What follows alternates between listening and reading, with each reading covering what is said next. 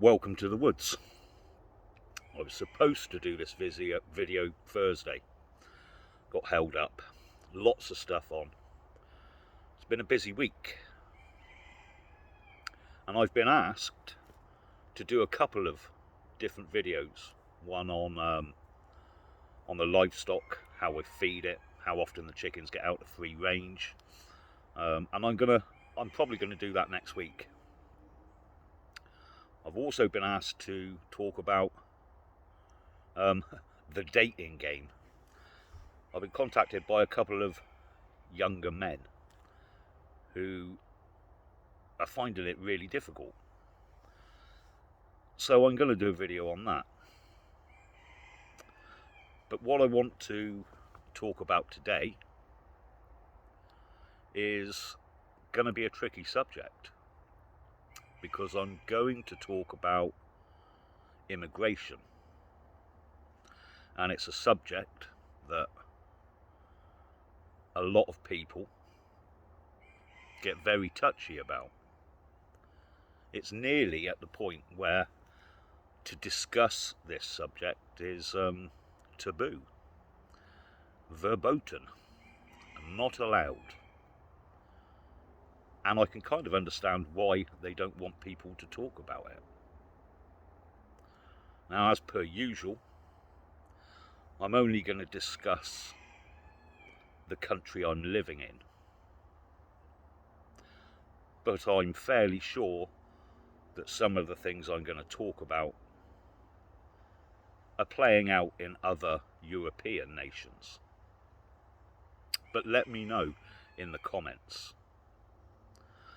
And I realise there's going to be people watching this who get really angry. And I understand that as well. And you have a right to your own feelings. And you can put them in the comments below. And I will hopefully get round to answering them. So immigration, good or bad? Well, it's neither. It is a word that describes people coming into your country. And if handled correctly, this shouldn't be a problem. Unfortunately, for the country I live in, Great Britain, this has been handled to the people's detriment. And I think the first thing I'm going to get across here is that most people I discuss this subject with are under the impression that successive governments have made a mistake when it comes to immigration. And that's not correct. These governments have not made a mistake.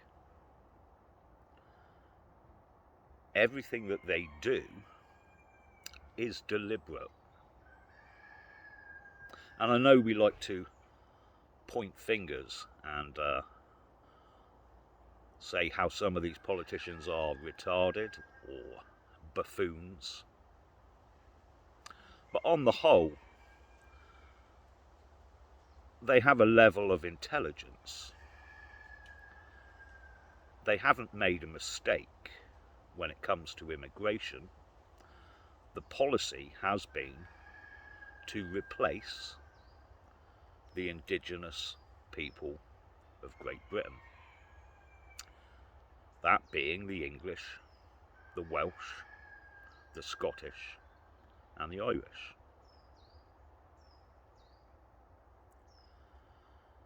And we've been given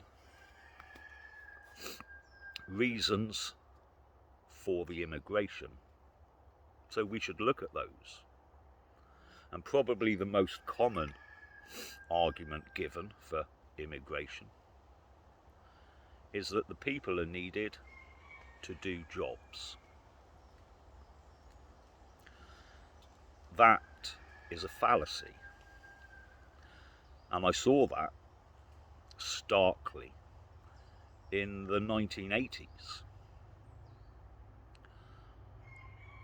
Every year through the 1980s, immigration went up.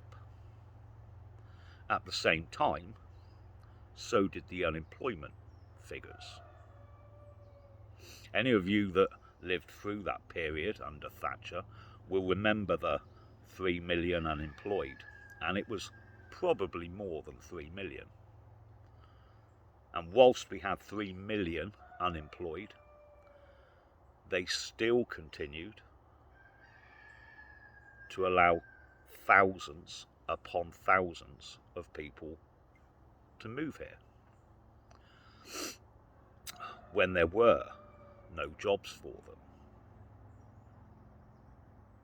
Today, these same people, these same governments, are happy to tell us that technology, automation, and advances, progress, is going to reduce massively employment.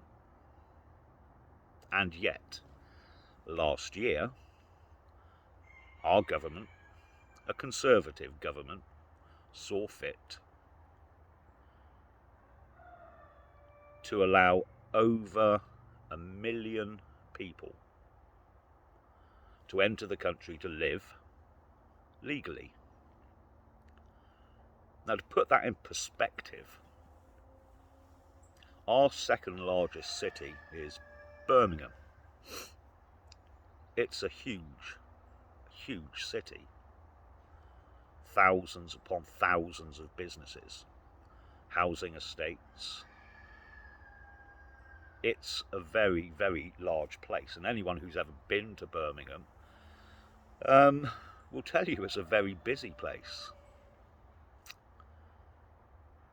If you took the whole population of Birmingham, every single person that lived there, it's below the amount they let into the country last year. So you have to ask yourself, if they're going to import a city the size of Birmingham each year, where are these people going? What work are they doing? And the answer is only a very small percentage of these people end up working. Many of them will live on benefits. The welfare payments in this country have risen astronomically. To a point that it's unviable. And without heavy taxation on those people who are working, it's going to become impossible to continue at the rate we're going.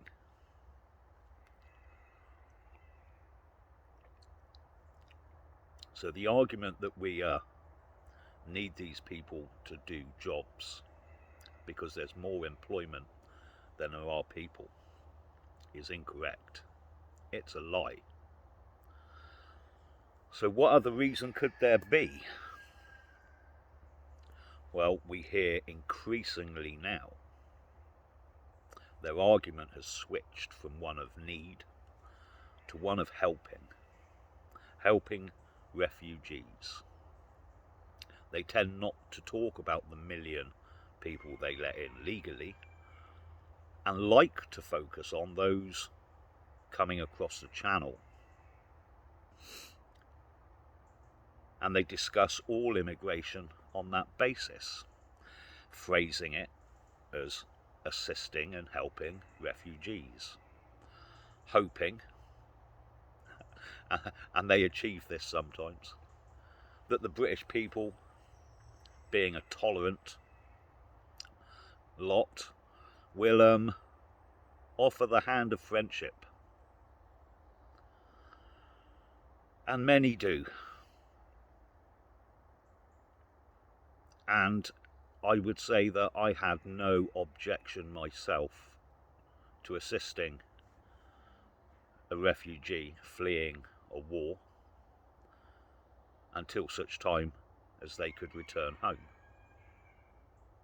But these people coming across the channel, some by boat, some by truck, some by foot through the tunnel, are not refugees. They're mostly young, fit men who are in France, who have come through Europe. And there's a reason they want to get to this country. The main reason being they're allowed. Our own navy will pick them up in the channel, transport them to the coast, put them on a bus, take them to a 3 or 4-star hotel where they'll be housed and fed at a cost to us of over £5 million a day. And that's a figure they don't dwell on that often, because as we enter winter and people are going to struggle to pay their heating bills, their fuel bills, along with the rising costs of just about everything else, if you were to hear regularly that these people who have entered illegally, that should not be here, that have already broken the law, are housed in a 4-star hotel, receiving 3 meals a day, all their electricity and heating paid for by you, that may be something that would annoy you. £5 million a day just spent housing and feeding criminals who have already broken the law. And they won't be deported. There's never going to be some way of shipping these people out whilst the current system is in place. So now we need to ask, is it a problem? Has the amount of people coming into this country caused issues? Is it a negative? Or has this multicultural, multi-ethnic experiment improved the lives of the people that lived here and the people that live here? And again, this subject is nearly taboo in today's society, and yet it's one that we need to discuss. You see, I have no personal grievance with the Somalian who would rather live in England, for the Pakistani who would rather live in England. I understand why they would rather live here. So it's not so much my problem with them, but with the people that facilitate the ease in which we welcome ever-increasing numbers of people we do not need, and if the truth be known, we do not want here. And as I've said, it's not a personal thing against the individual, And being British, I have no problem in assisting those that need assistance. But you have to draw the line somewhere. The mass immigration into this country of people of marked different ethnicities from our own has caused major problems. It has increased the crime rate throughout our country. Everything from drug dealing, assault. We had in the UK the largest hideous scandal where men of mostly Pakistani origin raped hundreds of thousands of young, some children, white English girls. These were racially motivated assaults. And these gangs were facilitated and allowed to operate by the police, by social services, by councils throughout the country.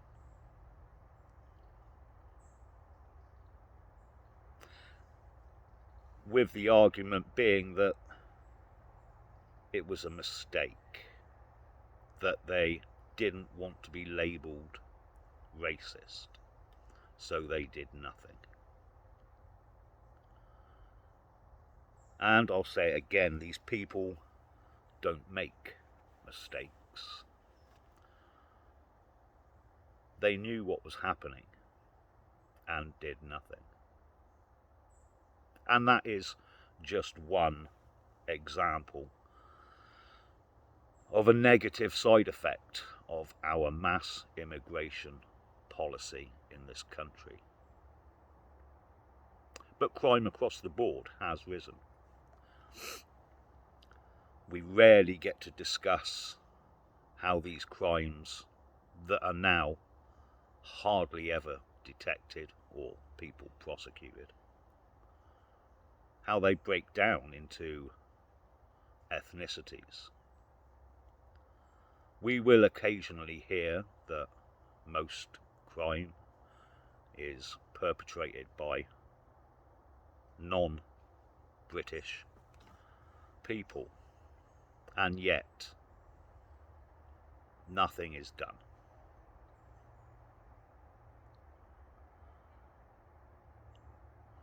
We hear that by the year 2066 that the native people of Great Britain will be a minority in their own countries. That we would have allowed in so many that we are the minority in our own country. Historically, that does not bode well. And it doesn't look like the current system is even mildly concerned. The conclusion then is that this isn't a mistake, but it has been deliberate for years upon years in order to reduce the native population in these islands and increase the population of differing ethnicities. And if that's the case, the question to be asked is why? Why would they want to replace the native population? I'd be interested in reading what you think, because if you look at it, there is no other logical explanation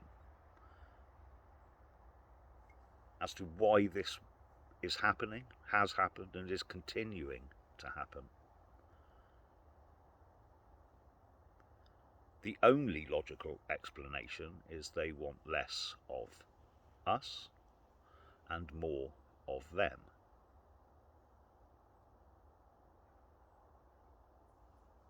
Why?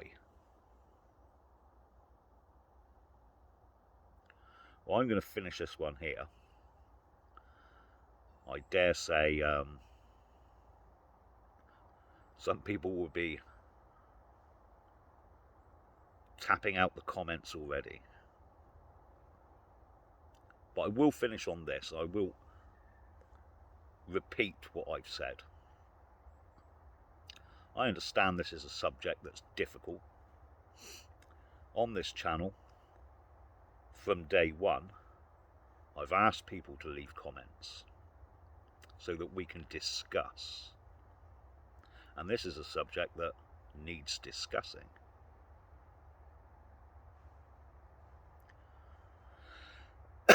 My argument is not with the individual